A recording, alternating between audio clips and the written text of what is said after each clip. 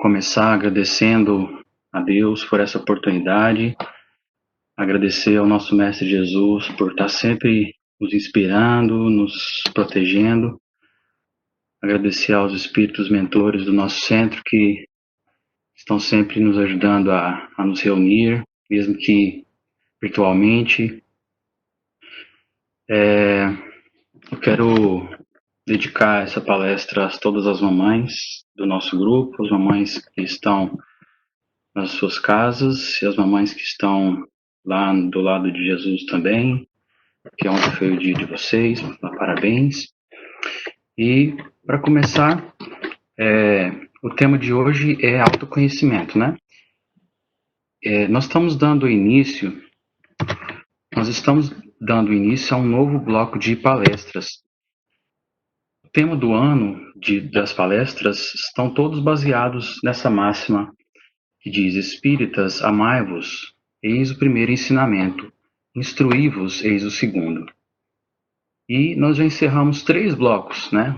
O primeiro que falava do Consolador Prometido, o segundo da transição planetária, o terceiro falava do propósito existencial, e hoje estamos dando início a esse bloco de palestras que vai durar aí quase 3 meses, falando sobre perfeição moral, virtudes e vícios. Então a gente vai ver, isso que nós vamos falar hoje é apenas uma introdução de todas essas virtudes e vícios que nós vamos estudar daqui para os próximos meses, inclusive todas as características do homem de bem, perfeição moral, o seguinte. Então, para a gente começar, primeiro eu preciso dizer para vocês que essa pessoa que aqui vos fala também ainda é um espírito imperfeito, né? Uma pessoa que ainda está em busca do autoconhecimento, que ainda está em processo de reforma íntima. Seria muito... Como vocês acham que seriam?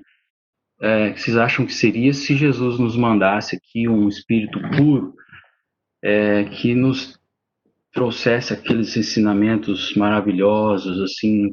Eu acho que, como disse o Haroldo numa das palestras que ele me inspirou, a gente se ficaria meio intimidado por não se identificar. Talvez é a mesma coisa da gente se imaginar assim: nossa, eu quero ser igual a Jesus, mas parece que ele está tão distante de mim com relação às virtudes e à perfeição. Então, hoje, quem está falando com vocês é um espírito imperfeito que está aqui tentando melhorar, e que eu espero que desse grupo que eu estou vendo aqui, eu sou mais atrasadinho, então eu vou tentar aqui chegar perto de vocês. E uma outra informação que eu acho importante a gente dizer, que nós vamos falar sobre autoconhecimento e reforma íntima. A doutrina espírita, ela não nos impõe absolutamente nada. Ela é apenas uma doutrina de despertar, libertar e iluminar as nossas consciências. Então ela não nos obriga a nada. Ela vem nos mostrar a necessidade do trabalho que devemos fazer. E ela vem nos ajudar a compatibilizar as nossas possibilidades, ajudar a gente a enxergar tudo que nós já conquistamos até hoje e compatibilizar isso tudo que nós já conquistamos até hoje. Estou falando de virtudes, de aprendizado, e compatibilizar isso que nós já somos até hoje com as nossas aspirações, com o que nós queremos chegar, aonde nós queremos chegar. Então, nós dividimos essa apresentação em 3 partes. Para falar de autoconhecimento, nós precisaremos primeiro falar sobre identificação, depois sobre aceitação e, por fim, falaremos de reforma íntima. Identificação, primeira parte. Joana de Ângeles, que é a nossa mentora do nosso centro e é a mentora de Divaldo Franco, ela, analisando e parafraseando os estudos de Carl Gustav Jung, ela compara a nossa mente a um iceberg. Para aqueles que estão assistindo, podem ver uma fotinha, né? Todos vocês sabem que aquilo que está do lado de fora, que no iceberg, a parte que está fora da água é a menor parte, é o nosso consciente. É como se fosse o nosso consciente. E a parte que está submersa do iceberg corresponde ao nosso inconsciente. Então, o objetivo da doutrina espírita é nos ajudar, ela nos convida a olharmos para dentro de nós, para que a gente possa despertar e buscar várias respostas, como, por exemplo, das perguntas de quem sou eu, de onde eu vim, para onde eu vou, o que eu estou fazendo aqui. E a própria Joana de Ângeles diz que deveríamos nos tornar estudiosos de nós mesmos. Como que eu consigo, então, me conhecer? Olha só que resposta sábia. Começando a olhar para mim mesmo. Calma, gente, eu vou ser mais objetivo. Posso começar a me observar, olhar para mim mesmo, começando observando os meus pensamentos, as minhas palavras, as minhas ações e os meus sentimentos. Então, eu não sei definir exatamente quem eu sou, por enquanto. Mas então, deixa eu fazer uma análise aqui dos meus pensamentos. Eu sou uma pessoa otimista? Eu sou uma pessoa pessimista quando eu estou assim entre um grupo de pessoas no trabalho ou uma reunião entre amigos? Como é que são os meus pensamentos em geral? Eu sou uma pessoa de fé? Eu sou uma pessoa descrente?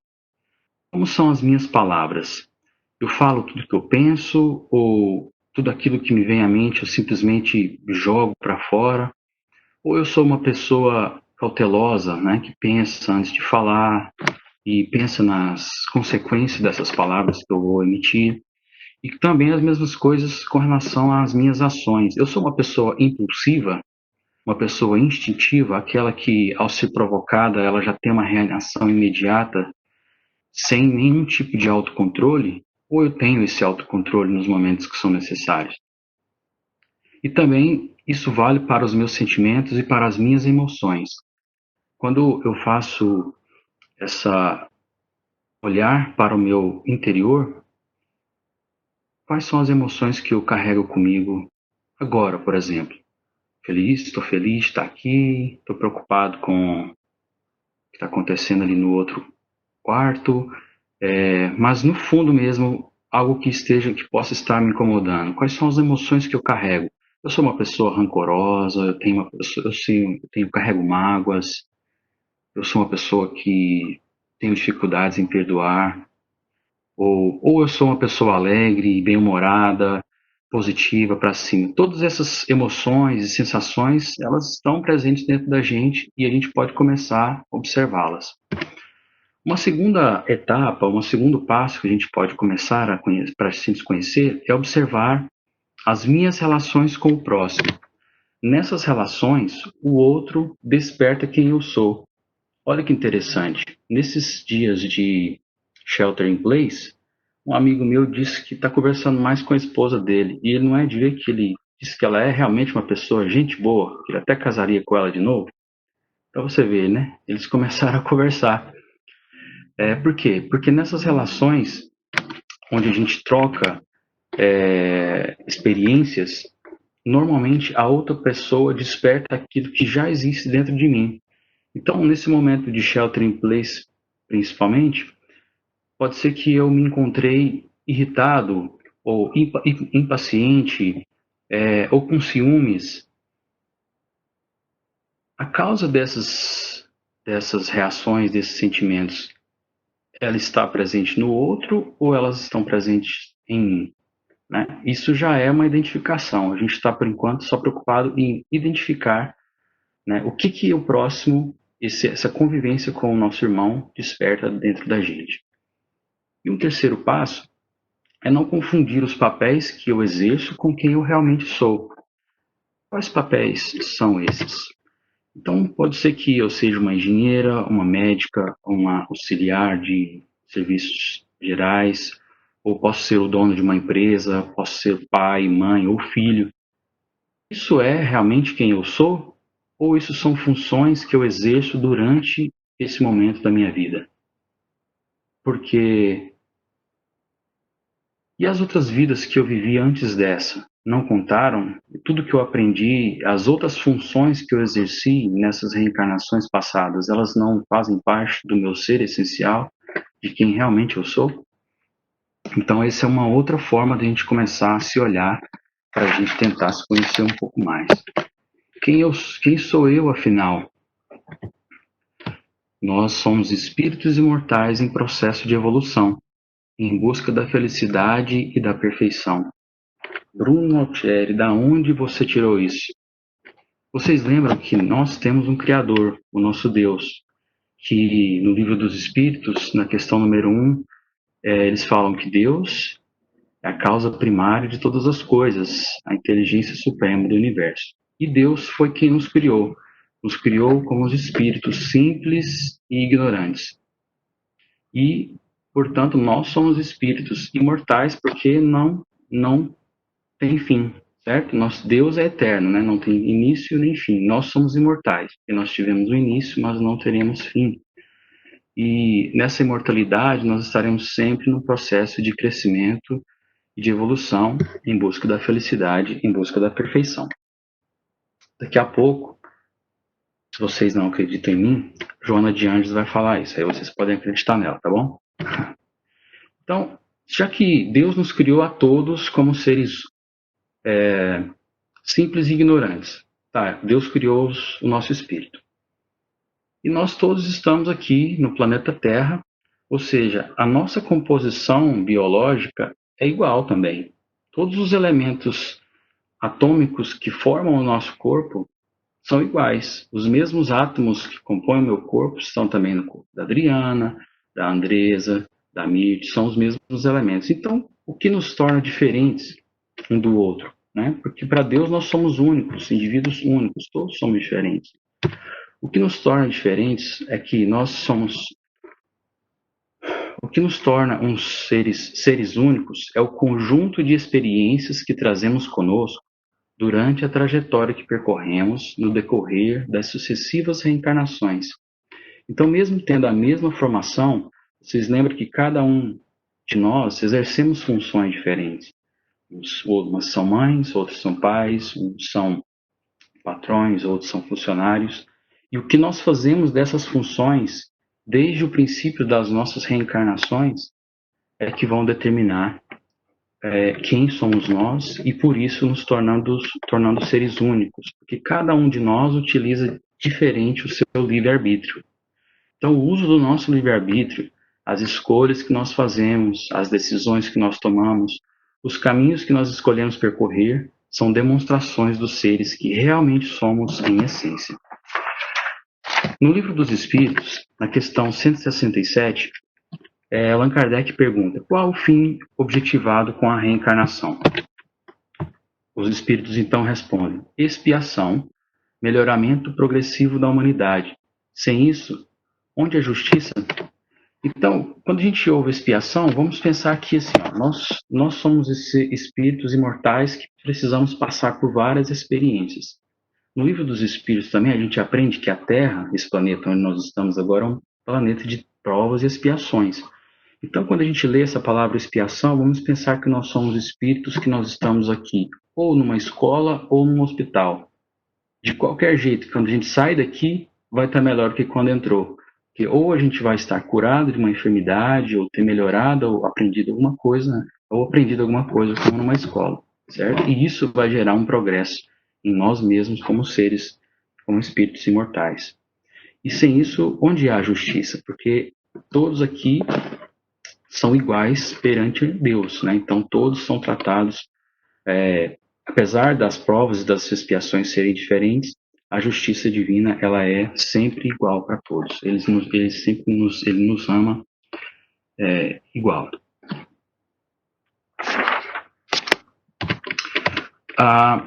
Pulando agora lá para a questão 919, que com muita gratidão a Mirth leu para mim, para nós. Allan Kardec pergunta: qual o meio prático mais eficaz? Olha só, ele quer um meio prático e eficaz para que nós homens possamos nos melhorar nessa vida e resistir à atração do mal. Um sábio da antiguidade vos disse: conhece-te a ti mesmo. Essa foi a resposta dos espíritos a Allan Kardec. Então, pelo autoconhecimento, né? Se eu me conheço, eu já tenho pelo menos 2 benefícios, que é melhorar nessa vida. O que seria melhorar nessa vida? Uma vida com menos sofrimento, né? Com mais felicidade, e a resistir à atração do mal. Porque quando você se conhece, você tem mais discernimento. né? Você tem mais discernimento sobre as coisas externas.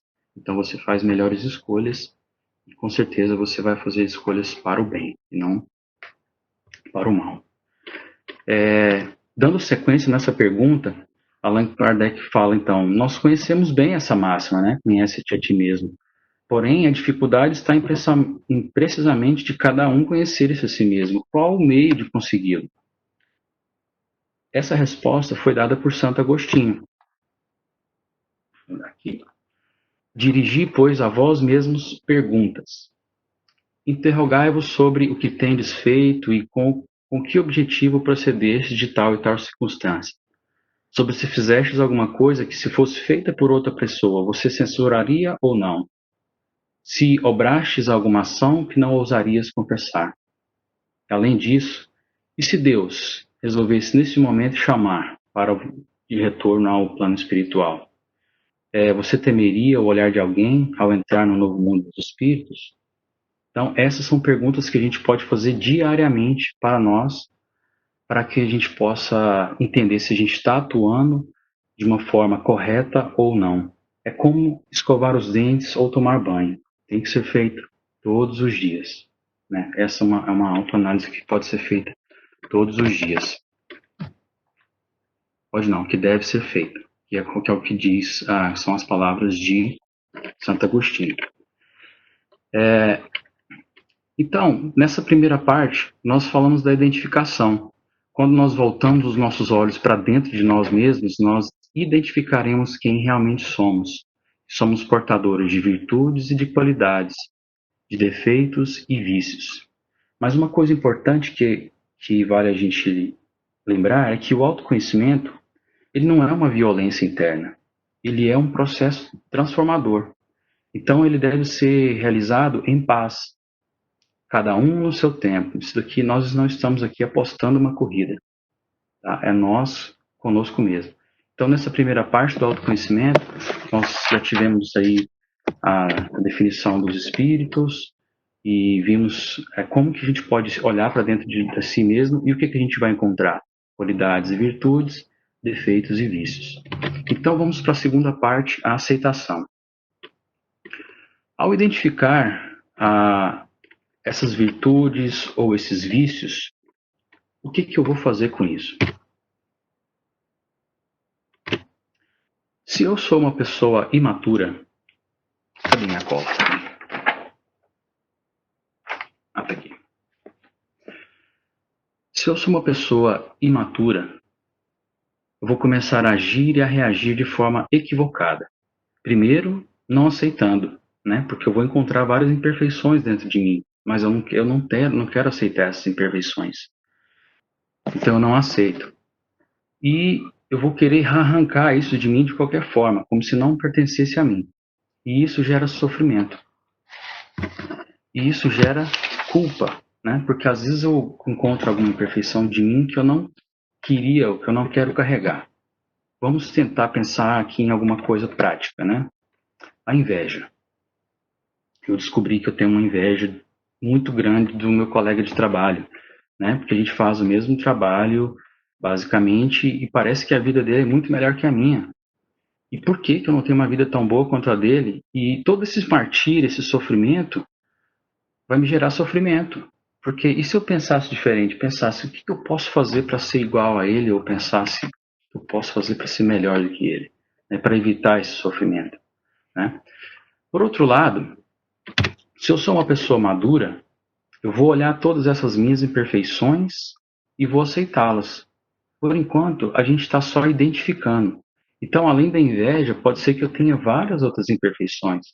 Pode ser que eu seja uma pessoa de uma irritabilidade muito elevada, uma pessoa ciumenta, uma pessoa muito egoísta ou muito orgulhosa. Tá, eu identifiquei que eu tenho essas imperfeições. Realmente elas existem dentro de mim. E aqui que vem a parte mais legal.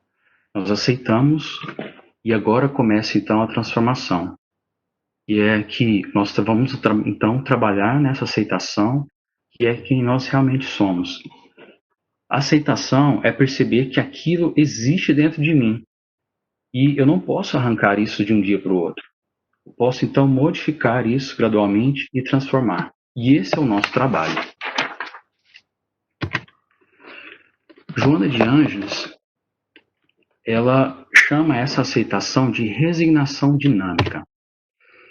A resignação dinâmica, isto é, a aceitação do problema com uma atitude corajosa, de o enfrentar e remover-lhe a causa, representa avançado passo para a sua solução. Ela está querendo mostrar que você se aceitar, aceitar que você é um ser imperfeito, exige movimento, né? Qual que é o contrário de dinâmico? Estático, né? Então isso exige, é uma coisa assim, é uma atitude que você tem que ter, uma atitude corajosa. Isso já é um passo para a solução dessas imperfeições. E aqui ela confirma aquela fala que nós dizemos, né, mais anteriormente. Conhecer-se na condição de espírito imortal, em processo evolutivo mediante as experiências reencarnatórias, representa para o homem alta aquisição de valores, para compreender, considerar e vencer o sofrimento. Então, para eu resumir essa fala dela, eu desenhei essa formulazinha. Quanto mais eu me conheço, quanto mais eu evoluo, menos sofrimento eu tenho. Basicamente, é isso. Lá no Evangelho de Mateus, no capítulo 22, os discípulos estão conversando com Jesus e aí eles perguntam: Mestre, qual é o maior mandamento da lei? Jesus responde então: amar a Deus acima de todas as coisas e ao próximo como amas a ti mesmo. Nós vemos muitas pessoas preocupadas em amar a Deus. Nós temos essa preocupação em amar a Deus. Nós vemos muitas pessoas preocupadas em amar o próximo. Nós temos essa preocupação. E quanto ao fato de amarmos a nós mesmos? Às vezes a gente esquece de amar a nós mesmos. E se eu decidir, então, amar a mim mesmo? Vou fazer o melhor que eu puder para mim mesmo. Bruno, isso não é egoísmo? Auto-amor é você aceitar-se como é. É trabalhar quem você é, buscando transformar-se e progredir sempre. O egoísmo é você só pensar em você, esquecendo que os outros também são importantes. Então, a partir do momento que você preocupa com o seu irmão, com o progresso do seu irmão, você aí já começa, além de autoamar-se, iniciar o seu amor ao próximo, você já está fazendo um gesto de caridade, que um dos elementos da caridade é a indulgência, né? É você ter compaixão do próximo, você aceitar a imperfeição do próximo. Se a gente colocar no lado contrário, nossa, eu é que sou o imperfeito, eu necessito da compaixão do meu irmão, eu necessito da paciência dele, eu necessito do amor do próximo. Então, só aí a gente vai entender que só quando a gente se ama e a gente se reconhece, somos seres imortais, imperfeitos, em evolução, o nosso irmão também é igual a gente. E isso, imagine, se há um Deus que habita dentro de mim, esse mesmo Deus também habita no meu próximo. Então quer dizer que eu me amar, o amor próprio, é um trabalho para que eu consiga amar o próximo. Eu não consigo realmente amar a Deus e nem amar ao próximo se eu não me amar. Eu não consigo me amar se eu não me aceitar como eu realmente sou. Por isso que essa aceitação é tão importante.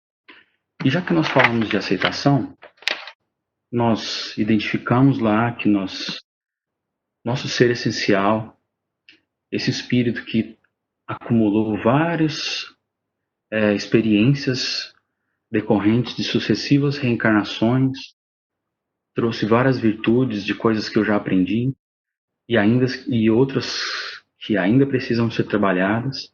Já identifiquei, eu as possuo, mas eu as aceito em paz. E agora vamos então começar o trabalho de verdade. Vamos falar então de reforma íntima. O que é reforma íntima? Reforma íntima é um processo contínuo de autoconhecimento. Você faz uma vez só e termina? Não, é um processo contínuo de autoconhecimento da nossa intimidade espiritual, modelando-nos progressivamente na vivência evangélica, em todos os sentidos da nossa existência. É a transformação do homem velho, carregado de tendências e erros seculares, no homem novo, atuante na implantação dos ensinamentos do Divino Mestre dentro e fora de si. E esse processo de reforma íntima. Quem que deve realizar esse processo de reforma íntima?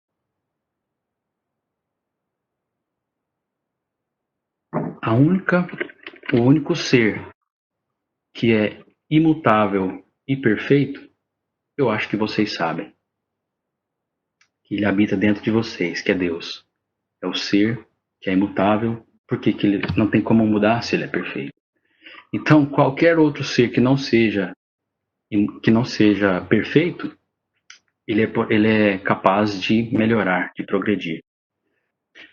Um exemplo que eu ouvi hoje numa palestra do Haroldo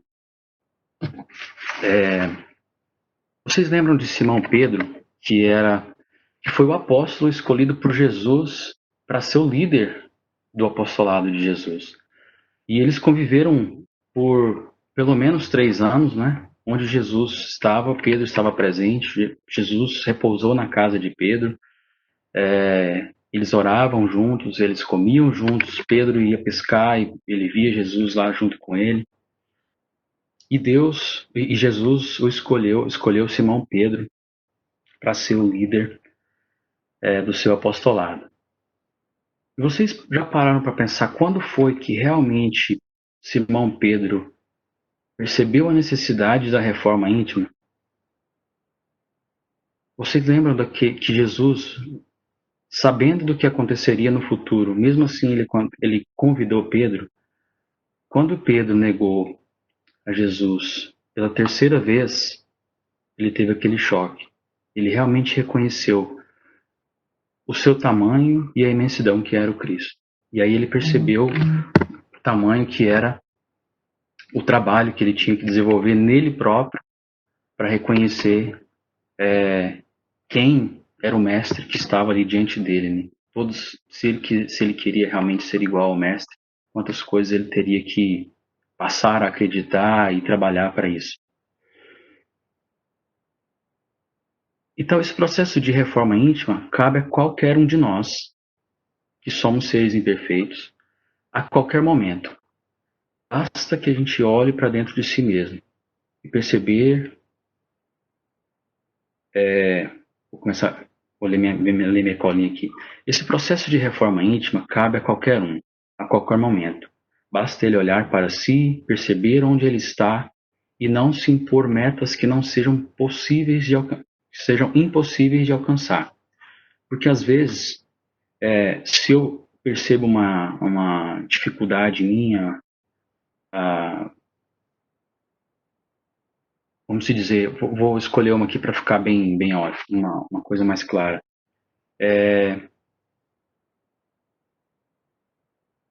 Irritabilidade, né? Não é uma coisa que você muda de um dia para o outro. Então não quer dizer que hoje eu sou uma pessoa extremamente explosiva, irritável, e amanhã eu já vou me tornar um Buda, não Buda, mas um Chico Xavier, né? Que jamais ouvi falar ele alterando a voz, por exemplo. Então extremamente calmo. Então não adianta a gente criar metas inalcançáveis, porque isso vai gerar martírio, vai gerar sofrimento. Deveremos então criar metas alcançáveis, possíveis de serem realizadas, determinar um prazo para que essas metas sejam alcançadas. Isso vai gerar o quê? Felicidade. Mas eu falei da irritabilidade, mas podem ser outras imperfeições, como triste. Se eu estou neste momento uma pessoa triste, o que eu posso fazer para mudar essa tristeza? Ou uma pessoa que carrega uma culpa, uma mágoa. Portanto, esse processo de reforma íntima deve ser continuado, como nós vimos, é um processo de autoconhecimento continuado.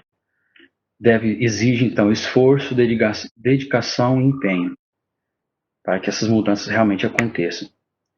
E essas mudanças iniciadas hoje, por menores que elas sejam, elas farão grande diferença lá na frente. Então, nós vimos aqui, então, que a reforma íntima começa com a identificação, né? Nós passamos a ter autoconhecimento. Temos virtudes, temos vícios. Vamos, então, já que temos algumas coisas que podem ser melhoradas, vamos então trabalhar nelas, vamos começar essa reforma. E esse processo, e aí começa então o processo de transformação. E quem que é o nosso modelo guia? Jesus. No Livro dos Espíritos, na questão 625, Allan Kardec pergunta: qual o tipo mais perfeito que Deus tem oferecido ao homem para lhe servir de guia e modelo? Eu duvido vocês saberem. Jesus. Vocês imaginem se nós não tivéssemos um guia e modelo. Quem iria nos salvar? Em quem nós iríamos nos referir, né? Porque Deus é uma inteligência suprema, Deus é um amor incondicional. Jesus, o amor dele foi tão grande por nós que ele encarnou aqui na Terra. Ele se minimizou, ele se diminuiu para caber aqui num corpo como nós, para nos mostrar, para ser o nosso modelo, o nosso guia. Então é a ele que nós devemos ter como meta de transformação. Vamos fazer aqui uma metáfora rapidamente, para a gente encerrar. Vamos comparar, então, a nossa reforma íntima. Ó, meu reloginho já apitou aqui. Vamos, então, fazer uma metáfora aqui. A nossa reforma íntima como se fosse a reforma de uma casa. Ou, rapidamente, imagine que você pegou um avião, você está lá em cima do voo e o comandante fala: olha, nós precisamos fazer um reparo no motor aqui agora. A nossa reforma íntima é desse jeito. A gente está fazendo ela enquanto a gente está vivendo, enquanto nós estamos aqui nesse planeta encarnados. Só que, antes de começar a reforma da casa, vamos cuidar da manutenção. Ninguém gosta de uma casa bagunçada, de uma casa suja. Né? Começamos pela manutenção, manter a casa funcional, uma casa limpa, uma casa bem cuidada. Mas, mesmo assim, essa casa, ou ela está com algum defeito, ou ela está obsoleta, né? Imagina uma casa construída há 50 anos atrás, possivelmente ela não tenha as tecnologias que nós gostaríamos de ter numa casa nova hoje. Então, ela pode estar ainda bem cuidada, mas necessita de uma atualização. Então, vamos fazer um planejamento para essa reforma, para a gente não estourar o orçamento, né, e consertar ali só o que realmente é necessário, e então vamos começar o reparo. Né? Se é um gotejamento, vamos trocar o telhado. Se é uma infiltração, pode ser parede ou piso. E assim nós fazemos a reforma da casa. O detalhe, conosco dentro dela. Né? Então tem todo aquele desconforto, aquela bagunça ali que nós temos que lidar com ela, mas essa reforma ela tem que ser feita. Da mesma forma, é a reforma íntima. Primeiro, a gente deve cuidar da nossa mente, fazer uma limpeza mental. Como é que a gente pode fazer isso? Pelo menos temos várias formas, mas aqui a sugestão é através da oração, da meditação, uma boa leitura, de fazer o bem a uma outra pessoa. Todas essas atitudes de oração, de meditação, todas elas vão trazer um benefício para você mesmo, né? O controle emocional, o bem-estar. Portanto, ali você vai estar com uma mente mais limpa, mais equilibrada. Mesmo assim, você ainda consegue identificar dentro de você algumas imperfeições, sentimentos e emoções que você não tem total controle ainda. E aí começa o autoconhecimento. Nós já falamos agora há pouco, né? A gente já identificou. Então, por onde eu devo começar essa reforma dentro de mim? Se você já fez seu exame de consciência, você começa por onde mais te incomoda. Aquela imperfeição que mais te incomoda. Então, para encerrar, eu gostaria de trazer para vocês essa leitura que está no livro Momentos de Ouro, que foi psicografada por Chico Xavier, e o nome dela é A Diferença. Para quem estiver lendo aí no screen, pode acompanhar. A reunião alcançava a parte final, e na organização mediúnica, Bezerra de Menezes retinha a palavra. O benfeitor distribuía consolações, quando um companheiro o alvejou com azedume. Bezerra, não concordo com tanta máscara no ambiente espírita. Eu estou cansado de ser hipócrita. Falo contra mim mesmo. Posso, acaso, dizer que sou espírita cristão? Vejo-me fustigado por egoísmo e intolerância, avareza e ciúme. Cometo desatenções, disparates. Reconheço-me frequentemente caído em maledicência e cobiça. Ainda não venci a desconfiança, nem a propensão para ressentir-me. Quando menos espero, chafurdo-me nos erros da vaidade e do orgulho. Involuntariamente articulo ofensas contra o próximo. A ambição mora comigo e por isso agrido os meus semelhantes com toda a força de minha brutalidade. A crítica, o despeito, a maldade e a imperfeição seguem-me constantemente. Posso declarar-me espírita cristão com tantos defeitos? O venerável Bezerra de Menezes respondeu sereno. Eu também, meu amigo, ainda estou em meio de todas essas mazelas e sou espírita cristão. Como assim? Revidou o resulente agitado. Perfeitamente, conclui o Bezerra de Menezes, sem alterar-se. Todas essas qualidades negativas ainda me acompanham. Só existe, porém, um ponto, meu caro, que eu não posso esquecer. É que antes de ser espírita cristão, eu fazia força para correr atrás de todas elas. E agora, eu sou cristão e espírita, faço força para fugir de todas elas. E Bezerra de Menezes, sorrindo, como vê, meu amigo, há muita diferença. Falamos então sobre o autoconhecimento. Identificamos que para a gente se conhecer, a gente precisa olhar para dentro. E o que a gente encontrar dentro de nós, a gente aceita e começa a transformar através da reforma íntima. Como o Bezerra de Menezes acabou de nos dizer, o importante é o que nós vamos fazer daqui em diante, né, com o que nós acabamos de identificar e aprender até hoje. Né? O que nós aprendemos do passado é uma lição, e o que nós vamos fazer com isso é o que nós vamos trabalhar para o nosso progresso, para a nossa evolução espiritual. Muito obrigado a vocês por estarem comigo até agora. Jesus nos abençoe.